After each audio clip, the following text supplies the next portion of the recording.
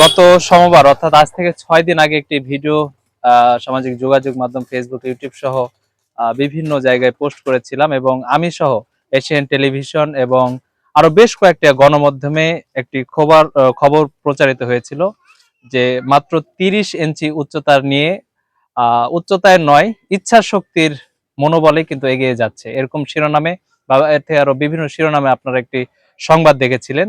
তো সেই সংবাদটি দেখার পরে বিভিন্ন যারা সংবাদটি দেখেছিলেন তারা আমাদের নক করে এবং বলে যে এই আনোয়ারকে কিভাবে স্বাবলম্বী করা যায়।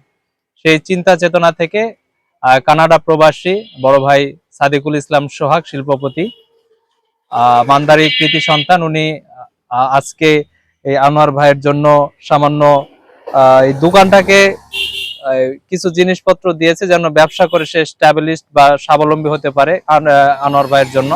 তার সাথে সাথে মালয়েশিয়া একজন প্রবাসী মোতাহার হোসেন, উনিও কিছু সার্বিকভাবে হেল্প করেছে। তো এই দুজনের সার্বিক সহযোগিতায় কিন্তু আপনারা দেখতেই পাচ্ছেন সংবাদ প্রকাশের পরে আমরা এই আনোয়ার ভাইয়ের পাশে এসে দাঁড়িয়েছি এবং তার দোকানে কিছু অল্প কিছু জিনিস তুলে দেওয়ার চেষ্টা করছি। আশা করি এটা থেকে তার এই ব্যবসা জীবন শুরু হবে বা এখান থেকে সে কিছু স্বাবলম্বী হতে পারবে, এমনটা প্রত্যাশা নিয়ে কিন্তু আমরা আজকে এসেছি। এবং তার আপনারা দেখতেই পাচ্ছেন আমার পিছনে এখানে একটি দোকানের যত যা জিনিস প্রয়োজন, ছোট ছোট যেগুলো জিনিস রয়েছে সবগুলোই এখানে রয়েছে। আশা করি এখান থেকে সে স্বাবলম্বী হতে পারবে বা হওয়ার চেষ্টা করবে। ধন্যবাদ।